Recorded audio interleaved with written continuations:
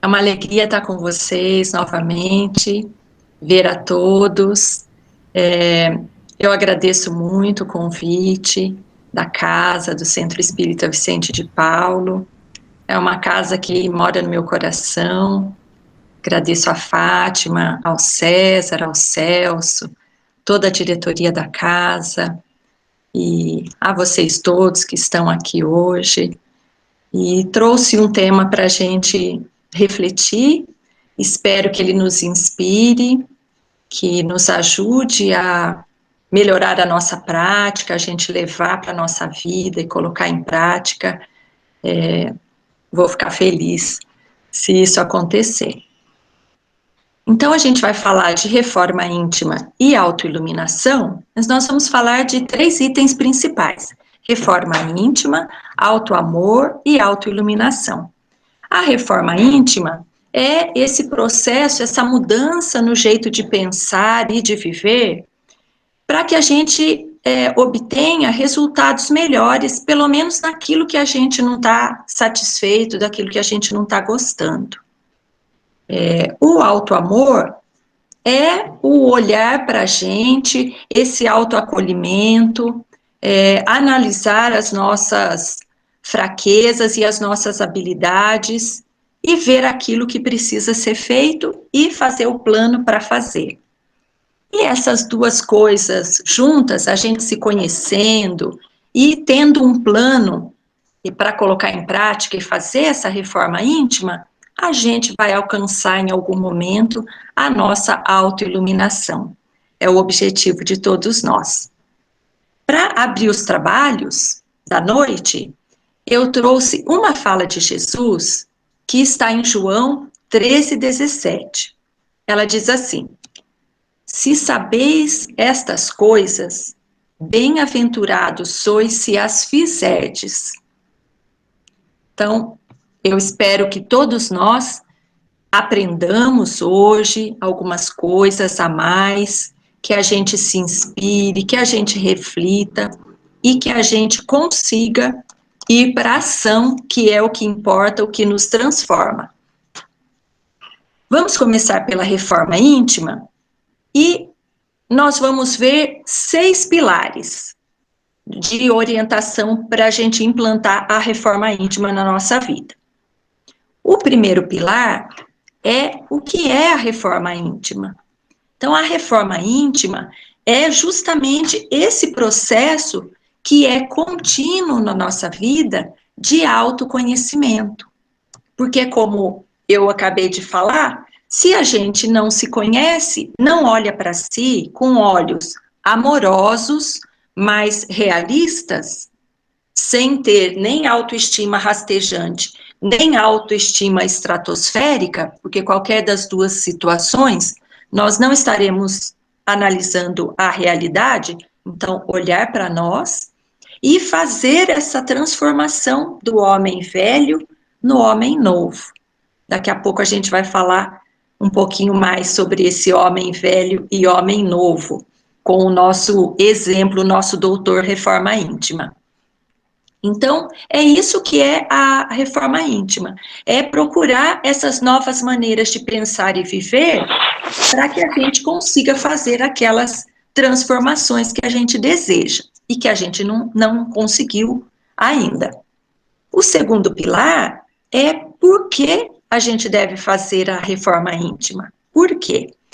E aí, a gente usa esse recurso, é um recurso para a nossa evolução, para nós nos libertarmos das nossas imperfeições e para nós burilarmos o nosso interior, nós enquanto espíritos, aprimorando esse nosso espírito. Eu gosto de visualizar a figura de nós termos dentro de nós um diamante bruto. Então, todos nós fomos criados centelhas de luz, centelhas divinas, e como um diamante bruto. E aí, as escolhas de cada um, à medida que a gente vai tendo o raciocínio, vai se tornando inteligente, desenvolvendo nossa inteligência, nós vamos tendo o livre-arbítrio, vamos fazendo as escolhas, e à medida que nós vamos fazendo escolhas felizes, nós vamos lapidando esse diamante.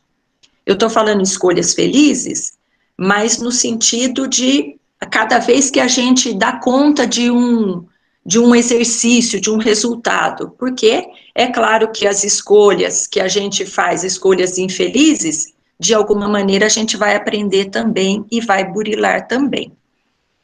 Então, é esse processo que vai fazer o nosso burilamento e a gente vai começando a ter esse brilho, esse lustro, essa luzinha. E como a gente foi criado, Deus, na sua sabedoria, nos criou em momentos diferentes. Porque se Ele tivesse nos criado todos ao mesmo tempo, nós conseguiríamos saber quem fez a evolução como uma lesma, quem veio a cavalo, quem veio voando, porque nós conseguiríamos perceber, bom, se nós fomos criados todos juntos, eu estou vendo aquela pessoa que já é um gênio em inteligência, aquela outra que já tem um desenvolvimento moral incrível, então quer dizer que eu marquei passo, então. Mas como nós fomos criados em momentos diferentes, por isso que Jesus falou, não julga, não olha a vida de ninguém, você não tem condições de fazer essa avaliação. Nem a nossa, porque nós não nos lembramos dos nossos outros momentos reencarnados, mas a gente consegue perceber pela condição que a gente está hoje. Mas cada um de nós, então, vai lustrando o nosso diamante, e é por isso que a gente já vê pessoas que já parecem incríveis, parece que já estão mais à frente do que nós, talvez elas estejam mesmo, mas nós também temos todos os recursos para fazer o mesmo processo. Isso é o que importa. O terceiro pilar é para quê?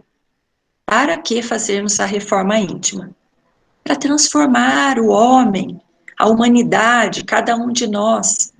E se a gente fizer esse mutirão, se cada um de nós for fazendo a sua transformação, em algum momento nós seremos um mundo de regeneração. Como seremos? Aquele que não se adaptar, não quiser, porque a gente vai no nosso ritmo, vai ter que ir então para um mundo onde esteja familiarizado com a condição dele. Mas nós seremos um mundo de regeneração. Então a reforma íntima é para transformar cada um de nós. E cada um de nós nos transformando, nós vamos tendo o nosso planeta e toda a nossa, os nossos irmãos, né, todos os encarnados aqui, falando dos encarnados, felizes, desenvolvidos. Então, é para isso que a gente faz a reforma íntima. O quarto pilar é onde fazer a reforma íntima. Ela só pode fazer em nós, dentro de nós. A gente faz o nosso burilamento, mas ele tem reflexo na vida daqueles que nos rodeiam.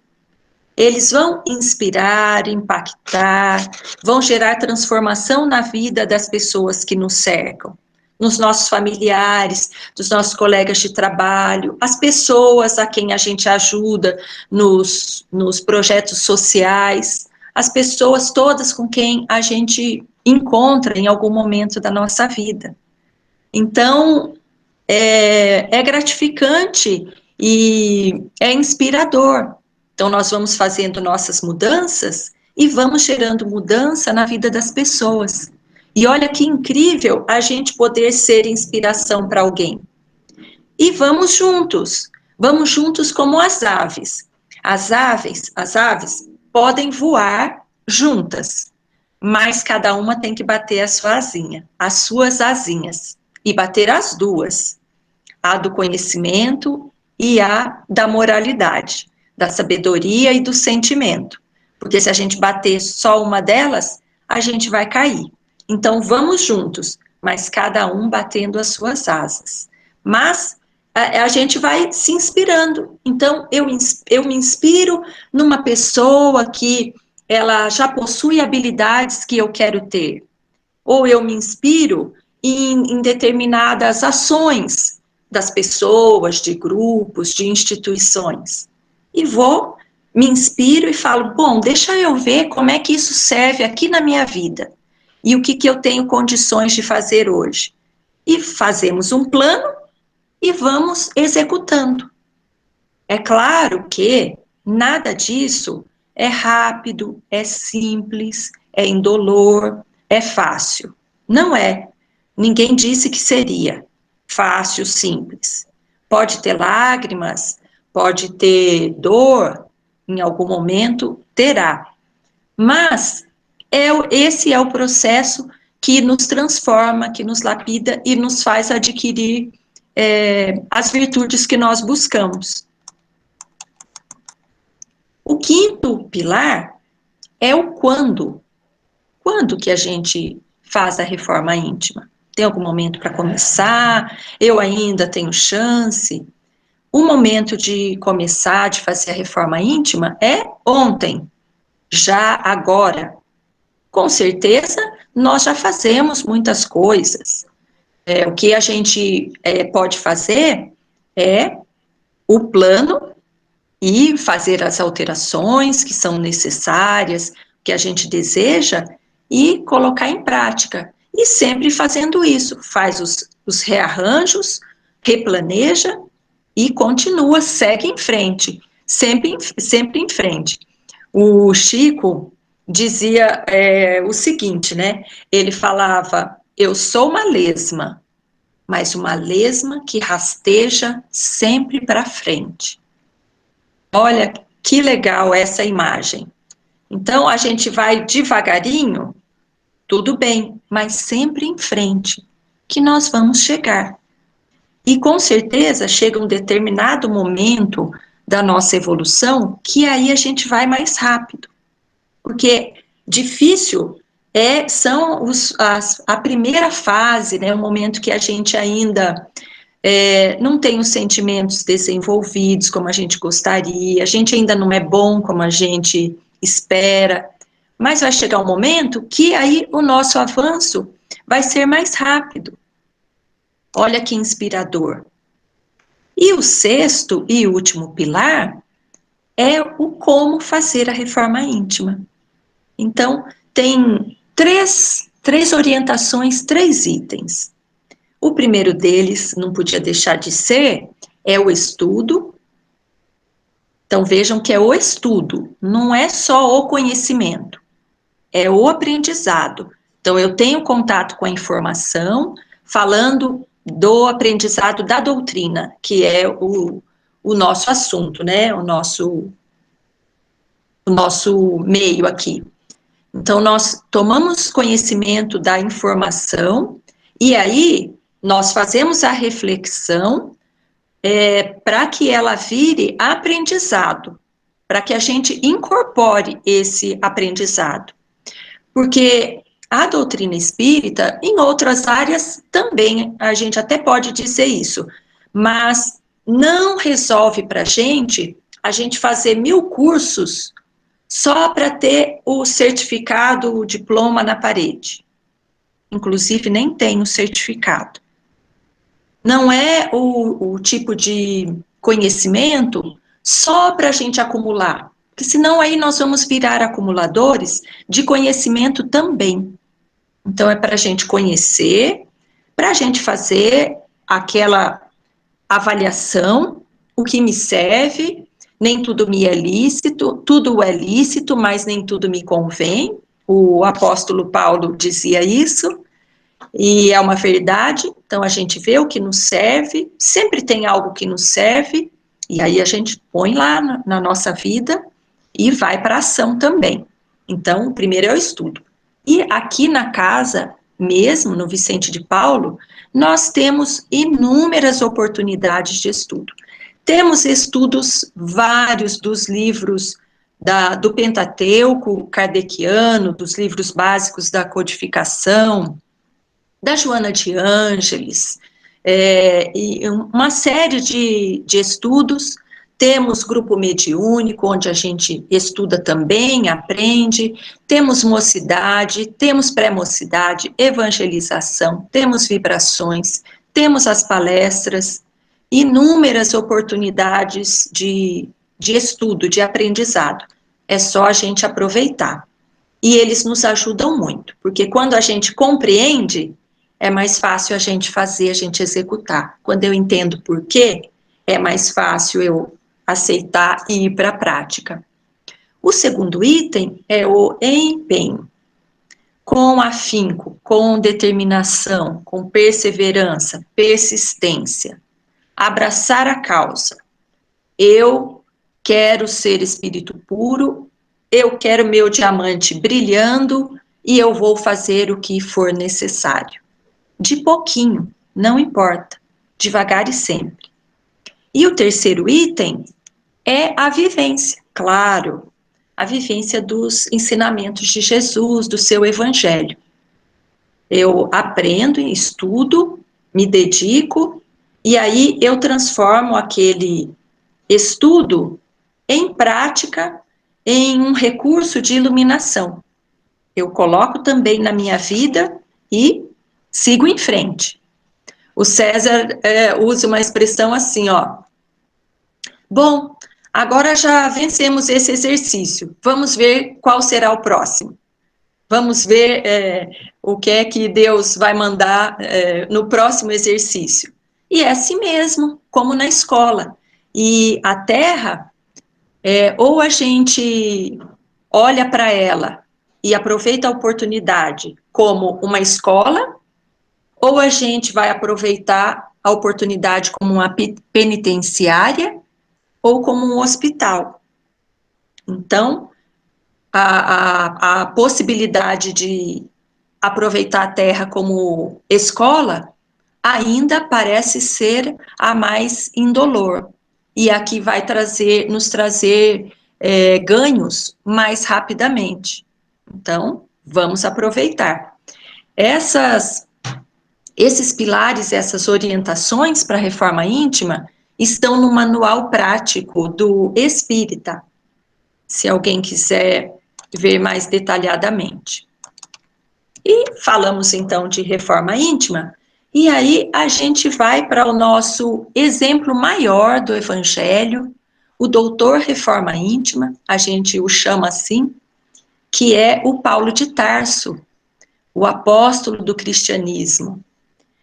O Paulo é muito importante para o cristianismo e para a doutrina espírita, por consequência.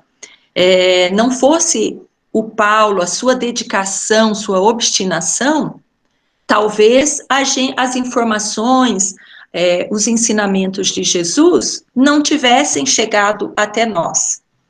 A espiritualidade daria um outro jeito, com certeza, mas ele deu conta da tarefa dele, venceu todas as dificuldades e deu conta de implantar o cristianismo, criar as células no mundo conhecido ali, no Império Romano e Israel, ali entre os judeus, ele deu o jeito e implantou.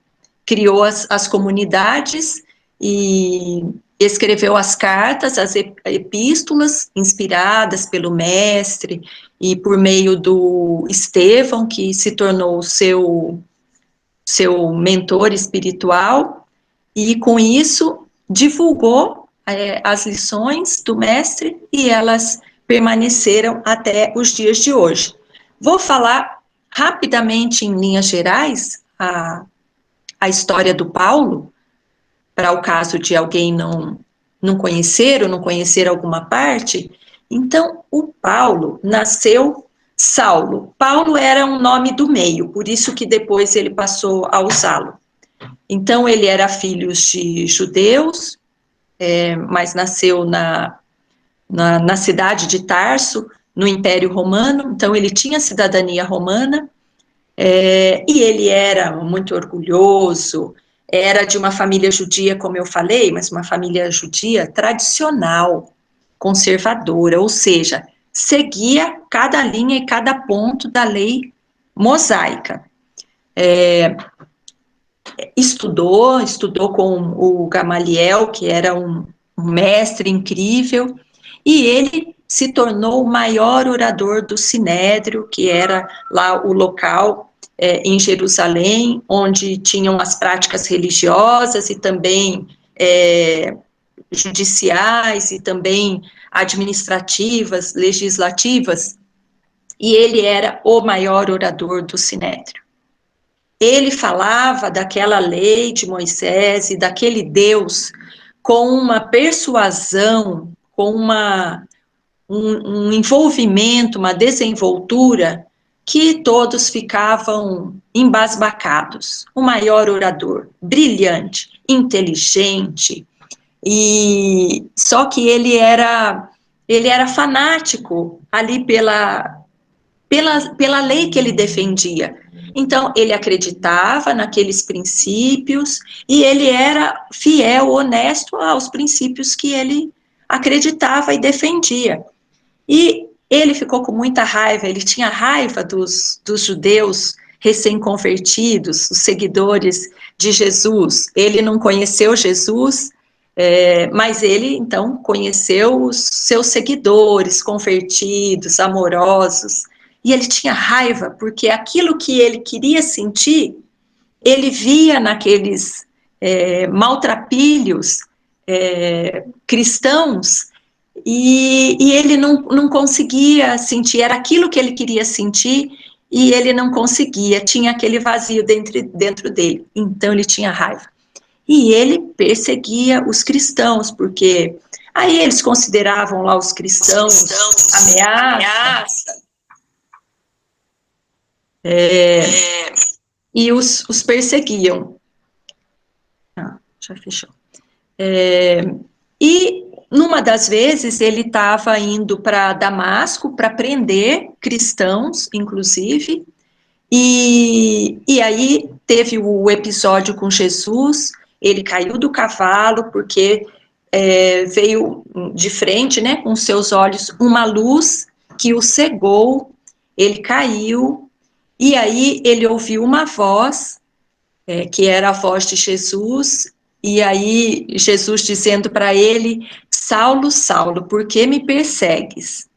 E aí ele ali meio ainda atordoado, sem enxergar, aí ele caiu do cavalo e já não enxergou, passou a não enxergar, e aí ele só respondeu para Jesus, o que queres que eu faça, Senhor? Então, essa é já uma lição para a gente muito grande, com toda aquela convicção que ele tinha do que ele defendia, quando ele teve o encontro com Jesus e aquele envolvimento, e Jesus tocou seu coração, imediatamente ele entendeu, era isso que eu procurava. E aí Jesus diz então para ele seguir até Damasco, e ele vai, ajudado pelos soldados, porque não enxergava, e permaneceu lá em um local por 3 dias, ficou lá jejuando, sem enxergar, refletindo, né, com certeza. E aí veio um Ananias, que era um cristão, e falar com ele, e o devolveu a visão, o curou, e a partir daquele momento, ele estava convertido à causa, ao evangelho de Jesus, à boa nova. Ele passou 3 anos isolado no deserto, refletindo e operando a reforma íntima nele. Porque pensa como é que a pessoa vai viver com uma situação dessas. Ele matou pessoas, matou muitas, perseguiu, odiou, e ele podia até dizer, olha, para essa vida não vai dar mais não. Eu já fiz muita bobagem, já está tudo perdido, é melhor eu deixar para lá. Mas é por isso que ele é chamado doutor reforma íntima. Ele era um obstinado. Apenas antes, ele estava equivocado, mas ele estava defendendo o que ele acreditava. E aí ele se tornou o maior divulgador da Boa Nova. O Estevão, que eu falei que tornou-se o mentor dele, o Estevão foi um apedrejado, porque à época a lei dizia que então a pessoa, então no caso os cristãos que eram considerados lá julgados pela lei, acusados, então eles podiam ser mortos por apedrejamento. E o Estevão, ele chamava-se Gesiel, inclusive, e ele adotou o nome Estevão depois que se converteu também ao cristianismo, e ele foi morto por apedrejamento a mando à época, Saulo de Tarso. E o que ele não sabia é que o Estevão era irmão da sua noiva, a Abigail, porque eles tinham sido separados na infância, os pais mortos, e aí a Abigail chega e vê o irmão sendo morto, apedrejado, eles terminam o noivado, ela tem uma grave doença, desencarna, e aí ele fica enlouquecido, porque ele a amava muito, e aí ele fica com raiva mesmo dos cristãos, então isso foi antes, né, da sua conversão, e aí nesse momento é que ele parte para Damasco para prender os que fizeram isso, né, e era justamente o Ananias que foi quem o salvou, devolveu a visão. Então essa é a história rápida de Paulo. E ele, então, fez o seu trabalho divulgando a lição, as lições, os ensinamentos de Jesus, abriu seu coração para Jesus e seguiu. E a vida dele como foi? Foi uma vida de provas, humilhações, ele mudou de lado. Tudo aquilo que ele fazia aos cristãos, então passou a ser feito com eles. Aqueles que eram seus companheiros, ele perdeu e viraram seus inimigos, ou seja, ele perdeu tudo, toda referência, mas ele tinha Jesus e o seu evangelho.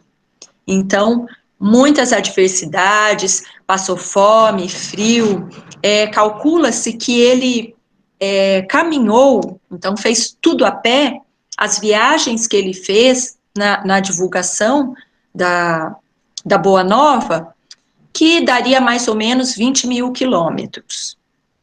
20 mil quilômetros. Eu acho que daria para ir à Europa e voltar a pé. Então, ele se dedicou a vida dele à divulgação da Boa Nova. Conseguiu fazer, então, operar a sua reforma interior, e aí, quando voltou para o plano espiritual, foi recebido pela Abigail, pelo Estevão, Ananias, e pelos amigos que ele tinha feito. Foi decapitado, a mando do Nero, o imperador romano, foi preso várias vezes, mas ele resistiu e provou a sua fé e a sua reforma. Então, o Paulo é um exemplo para nós, uma inspiração por isso, essa grande transformação que ele operou e o trabalho que ele fez em benefício de todos nós. Não era para ele, né? Ele trabalhou pelo mestre, pela divulgação daquela boa nova. A Madalena também é um exemplo incrível, junto com o exemplo do Paulo, de transformação, de reforma íntima, porque eles se perderam por motivos diferentes. O Paulo se perdeu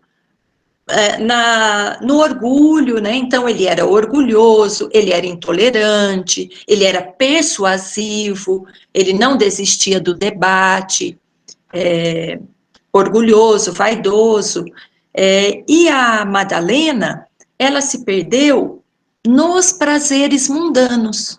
Então ela era lindíssima, os homens todos, príncipes, reis, imperadores, todos, eram apaixonados por ela, e ela era rica, então ela foi sendo levada por aquela vida de prazeres, da mesa, a bebida, os luxos, tudo que o dinheiro podia comprar, e ela tinha ali as ótimas relações com os homens poderosos, mas ela sentia também aquele vazio, a angústia incríveis. Só que a Madalena também, quando ela encontrou o mestre, ela conviveu, conheceu Jesus. Ela percebeu igualmente, é isso que eu buscava, é isso que me preenche. E aí, ela deixou tudo, voltou para casa, doou tudo, se desfez das coisas, das riquezas e seguiu o mestre.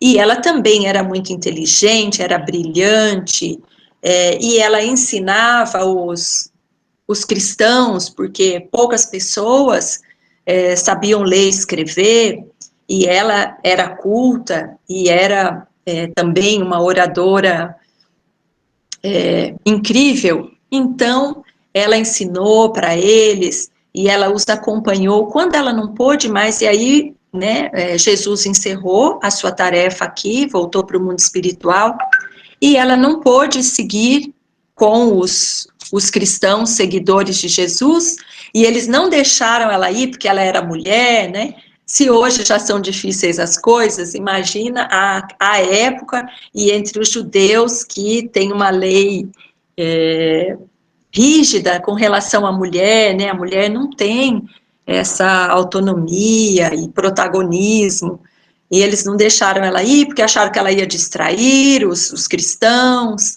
e ela não pôde ir. Mas ela também não desistiu. Ela encontrou com os leprosos que estavam vindo para buscar a cura com Jesus, mas ela disse: ah, vocês chegaram tarde, ele já partiu. Mas aí ela foi com eles e passou a cuidar dos leprosos, contraiu a doença e voltou para desencarnar junto de Maria, mãe de Jesus, e João, o evangelista. Foi recebida por Jesus e cumpriu também a sua transformação e a sua tarefa. Então, é um outro exemplo. Então, o Paulo e a Madalena, ou Maria Magdala, ou de Magdala. Depois da reforma íntima, a gente passa no autoconhecimento. Então, agora vamos só falar um pouquinho desse autoconhecer, esse autoacolher-se.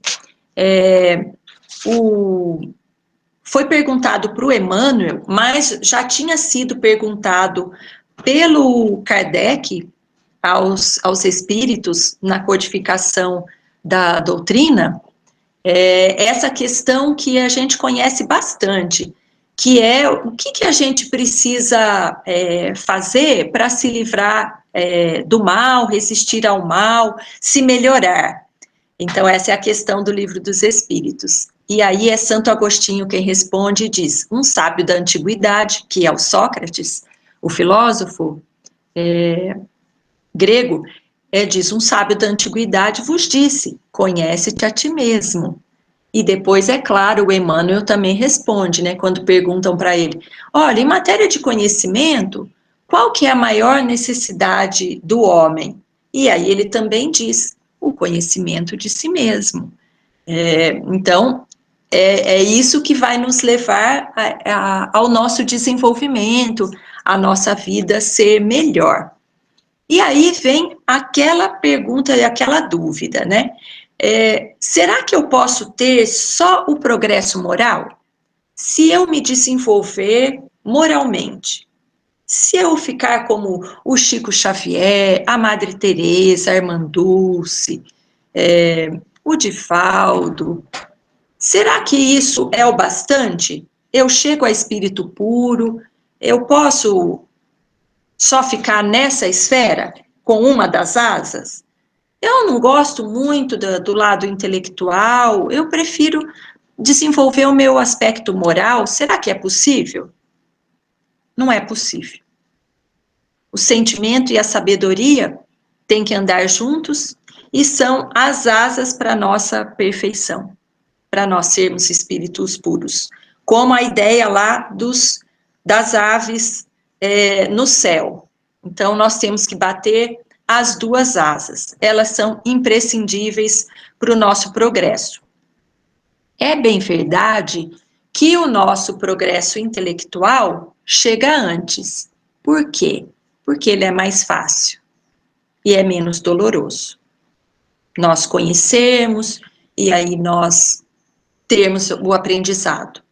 Mas o aprendizado moral, nós temos mais dificuldade. Aprender a amar, a ser bom, a ser tolerante, a pensar nos outros, às vezes antes da gente, é mais difícil. Mas, sem o desenvolvimento moral, as nossas quedas são muito maiores. É só a gente pensar nos exemplos todos que a gente vê, infelizmente, diariamente, praticamente. E a gente fala muitas vezes, que pena, olha, aquela pessoa, ela é brilhante, é um gênio, é magnífica na sua área de atuação, tem habilidades incríveis, mas olha o que ela fez da vida dela, teve quedas no vício, ou nas coisas materiais, ou com a sensualidade, ou até mesmo na ociosidade, não desenvolveu o lado moral. Então, nós temos muitas quedas quando a gente não desenvolve o nosso lado moral. Então, os dois são importantes. E a gente vai buscando, equilibrando, desenvolver um, mas cuidar do outro também. Aí, falando nisso, a gente vai falar um pouquinho de auto-amor.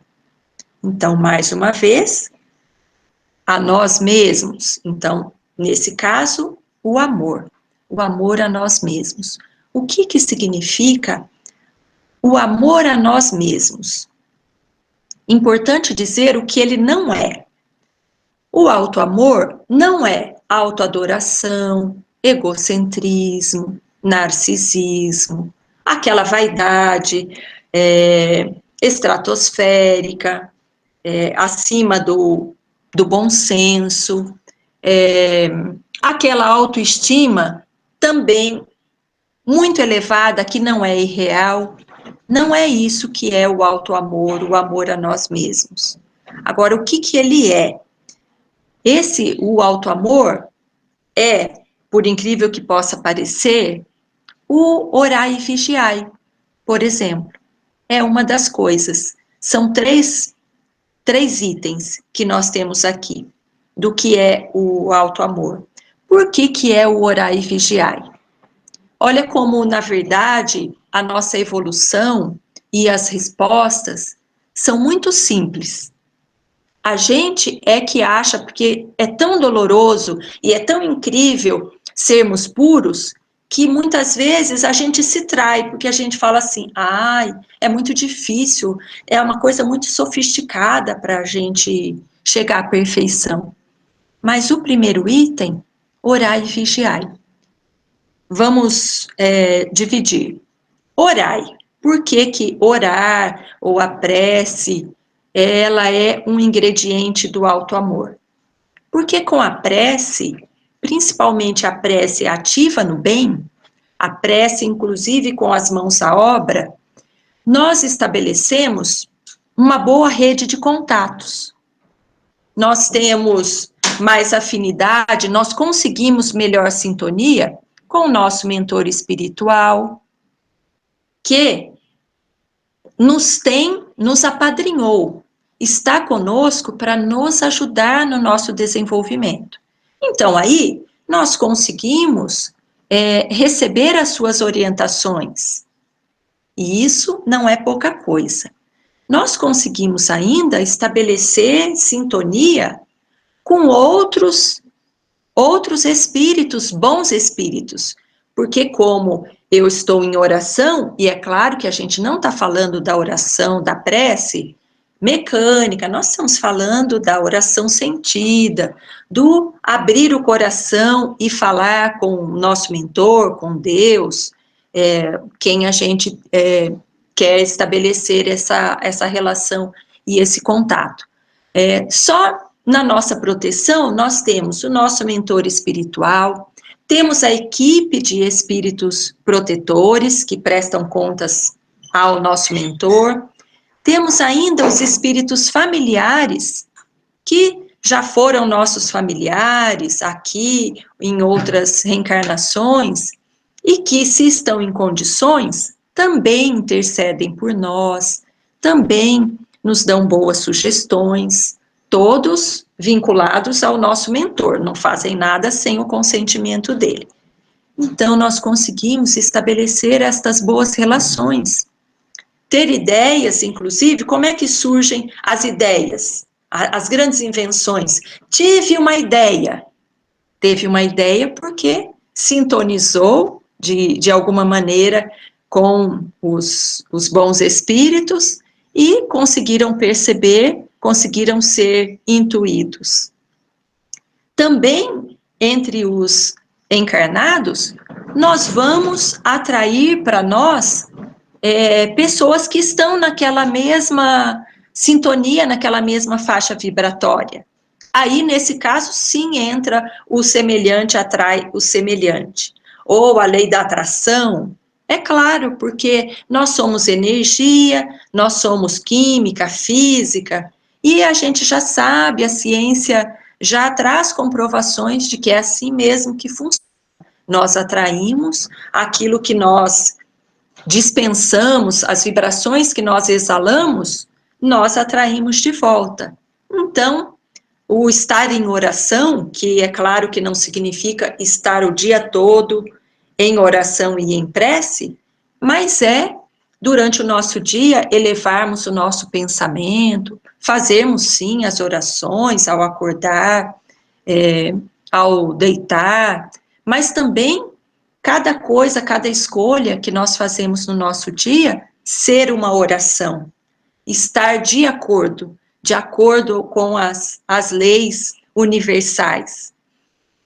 O outro item, o vigiai, o que é que significa vigiar? Significa nós prestarmos atenção a tudo que nós pensamos e tudo que nós fazemos. É uma coisa dificílima vigiar o nosso pensamento. E o nosso sentimento também. Quando a gente vê, a gente já sentiu a inveja, a raiva, o rancor, a gente já exalou ali a nossa maledicência, o julgamento. E os nossos pensamentos, então? Quando a gente vê, a gente já está pensando, já fez, como eu falei, os julgamentos todos, a intolerância.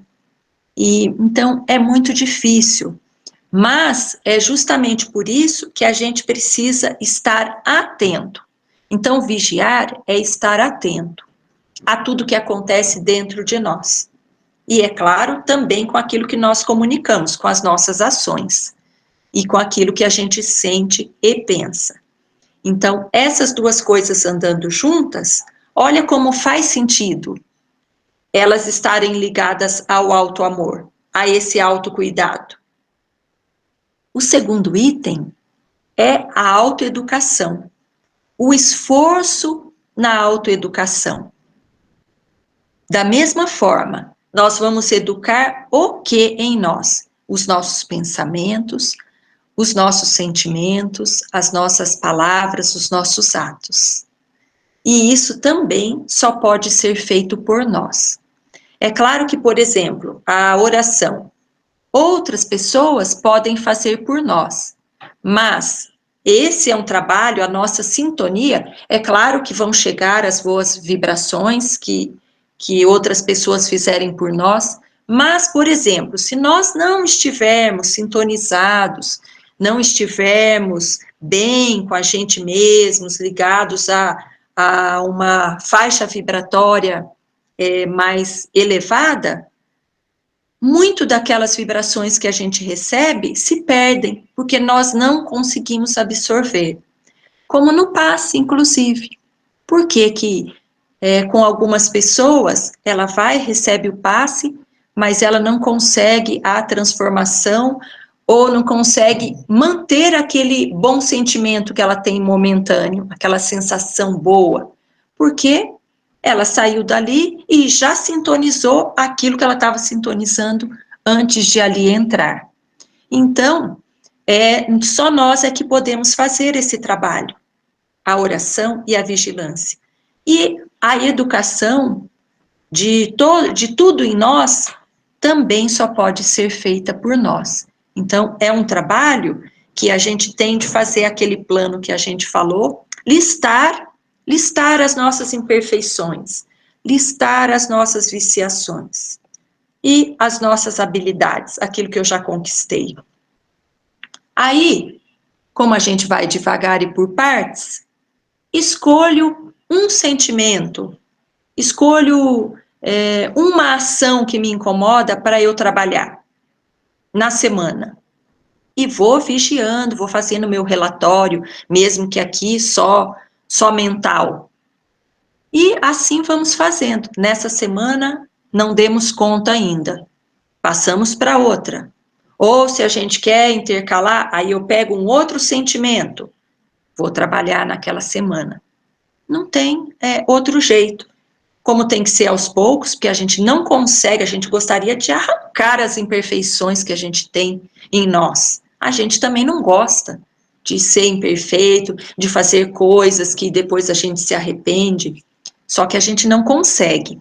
Mas a gente não vai cair na vitimização, no coitadismo, no desânimo, ou então no outro extremo, na culpa.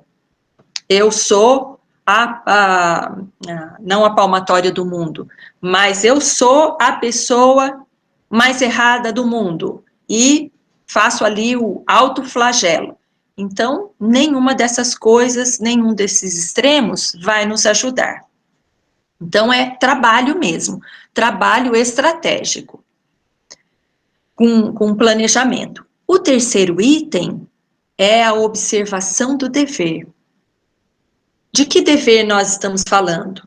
Nós estamos falando da obediência às leis de Deus, às leis universais.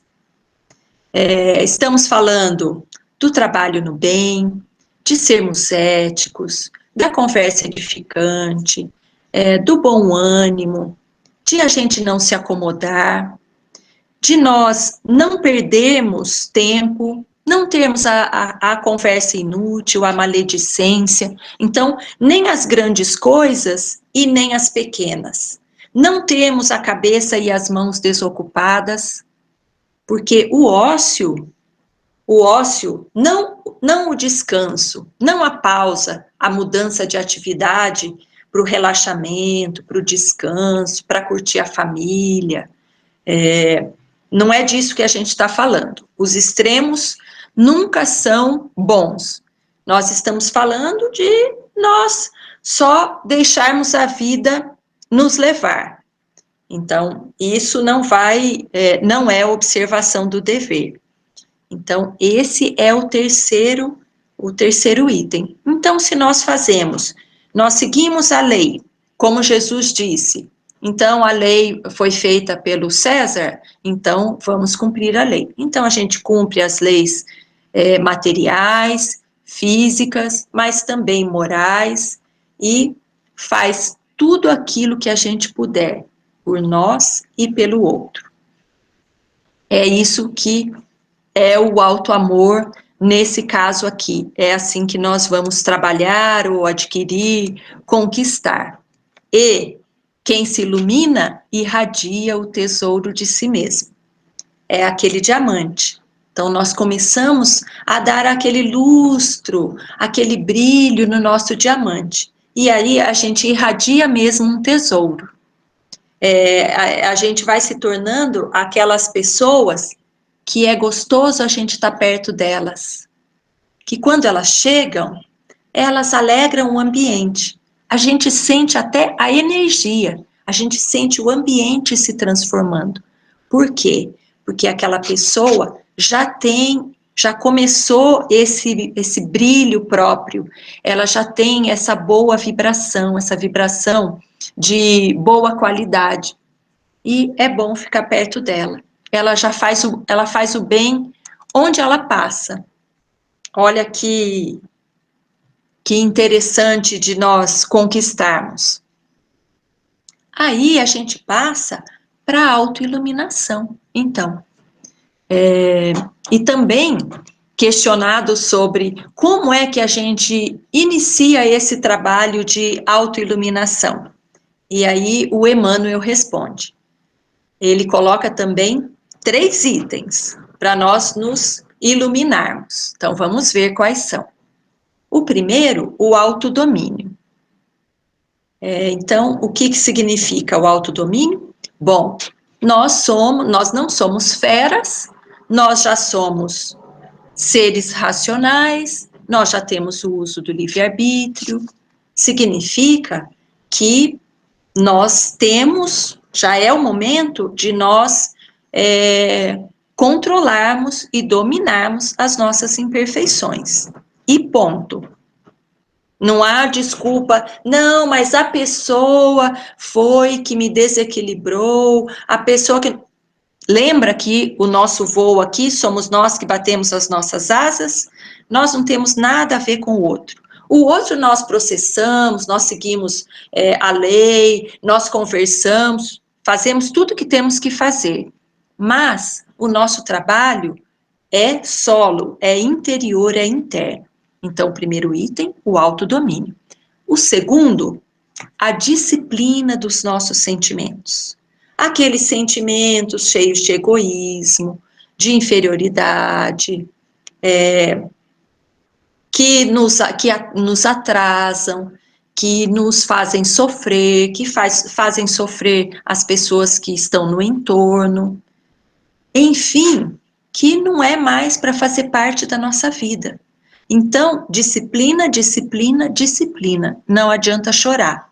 Vamos encarar, fazer aquela lista que a gente falou, aí. É aqui esse momento, pegar a lista e ir trabalhando item por item.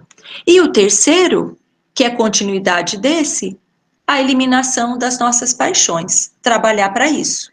Então, o apego material que nós temos, o apego ao trabalho, o apego às pessoas, a possessividade, o ciúme exagerado, tudo aquilo que foge do equilíbrio e que não me faz bem.